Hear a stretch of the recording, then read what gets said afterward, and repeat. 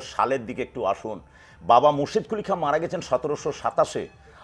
এটা হচ্ছে আপনার আজিমুন্নেসা বা জিন্নাতুন্নেসার সমাধি বা কবর। এই আজিমুন্নেসা বা জিন্নাতুন্নেসা ইনি হচ্ছেন মুর্শিদ কুলি খাঁর একমাত্র কন্যা। এই ওনারই এখানে একমাত্র একটাই নিদর্শন আছে, যেটা কবরস্থান, যাকে বলে জিয়ান্ত কলিজা খাঁকের কবর। তার কবরের সামনে আমরা দাঁড়িয়ে আছি। এবার বিস্তারিত জিনিসটা আপনাদের সামনে গিয়ে আলোচনা করব। আসুন ভেতরে। আজ আমরা ভেতরে যে চত্বরটা দেখতে পাচ্ছি খুব সুন্দর সুসজ্জিতভাবে রাখা আছে। তখনকার দিনে এটা এখন আপাতত আমাদের আর্কোলজিক্যাল সার্ভে অফ ইন্ডিয়ার হাতে গিয়েছে, তাই আমাদের কেন্দ্র সরকার এটা দেখাশোনা করছে। তাই আমি আপনাদের নিয়ে যাচ্ছি ওনার যে কবরটা করা আছে বুকের উপর দিয়ে, সেই জায়গাটা আপনাদেরকে নিয়ে তিনি কিভাবে শায়িত আছেন সেই ঘটনা আপনাদের বলছি। আসুন। অবশেষে আমি আজিমুন্নেসা বা জিন্নাতুন্নেসার কবরের সামনে আমি উপস্থিত হয়েছি।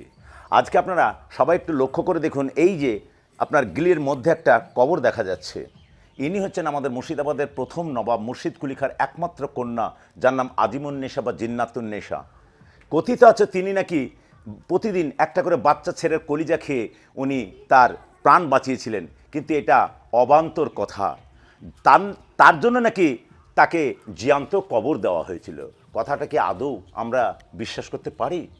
কথাটা হচ্ছে এই যে আজিমুন্নেসা জিন্নাতুন্নেসা, উনি মুর্শিদ কুলি খাঁ, যিনি বাবা হিসাবে নবাব, যার স্বামী সুজাউদ্দিন বা সুজা খাঁ তিনি নবাব, তার ছেলে সরফরাজ খান নবাব, যার বংশে নবাব, সে কি করে কলিজা খেতে পারে? আমরা এটা মানুষের কাছে ব্যবহার করি বা ভুল আমরা করি। ইনি শায়িত আছেন। ইনি ছিলেন খুব সতী সাধ্বী নারী। উনি যখন ঈদ আসতো বা রমজান মাস আসতো, তখন রমজান মাসে 30টা রোজা পূর্ণ করতেন এবং নামাজ যাওয়ার পূর্বে, তিনি স্নান করার পূর্বে নিজের ওজন অনুযায়ী যাবতীয় জিনিস গরিব দুঃখীকে দান করে উনি নামাজে যেতেন। তাহলে সেই ব্যক্তি এত সুন্দর রমণী এবং যিনি এত গুণবতী, সে কী করে খায়? এটা পুরোটাই মিথ্যা।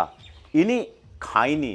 কথিত আছে ইনি নাকি তখনকার দিনে উনি জীবিত অবস্থায় উনি চেয়েছিলেন যে আমি মারা গেলে আমাকে যেন জ্যান্ত কবর দেওয়া হয়। জ্যান্ত মানে কি কবর দেওয়া হয়। তাই তিনি নিজে বেঁচে থাকাকালীন এই কবরটা নিজে খুঁড়ে রেখে গিয়েছিলেন।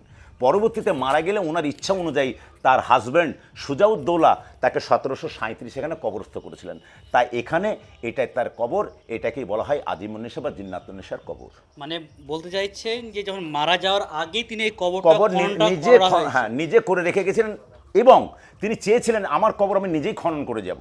ওটাকে বিকৃত করে এখন মানুষ এই ধরনের একটা তার নামে একটা অপপ্রচার করছে। তো যারা দেখবেন আমার এই ভিডিওটা, অবশ্যই সোশ্যাল মিডিয়ায় প্ল্যাটফর্মে অনেক দেখতে পাই যে এখানে যেটা জীবন্ত কবর নামে অনেকেই মানে মানে ভুল প্রচার করে। তিনি আসলে একজন ধার্মিক এবং তিনি মসজিদও নির্মাণ করেছিলেন। খবর মানে এই ভুল তথ্য অবশ্য আর কেউ এভাবে দেবেন না। তিনি একজন ধার্মিক এবং ভালো মহিলা ছিলেন এবং দিনদার মহিলা ছিলেন। তিনি দানশীল, প্রচুর দানশীল ছিলেন তিনি। পুরোটাই ছিল মসজিদ, সুন্দরভাবে সুসজ্জিত ছিল, বিশাল বড় মসজিদ। সেটা এখন ধ্বংসাবশেষ নেই, তারই একটা কিছু অংশ আছে। এই যে মসজিদটার উপরে আমরা উঠছি, এই মসজিদে উঠতে যেই আমরা সিঁড়িগুলো স্টেপ 1 2 3 4 5 6 7 8 9 10 11টা সিঁড়ি বেয়ে উঠবো। এই 11টা সিঁড়ি বেয়ে উঠে যে চাতালে দাঁড়াবো, এটাই হচ্ছে মুর্শিদ কুলি খাঁর মেয়ে আজিমুন্নেসার বুকের উপর দিয়ে কবর। আজকে আমরা সবাই তার বুকের উপর দিয়ে যাচ্ছি।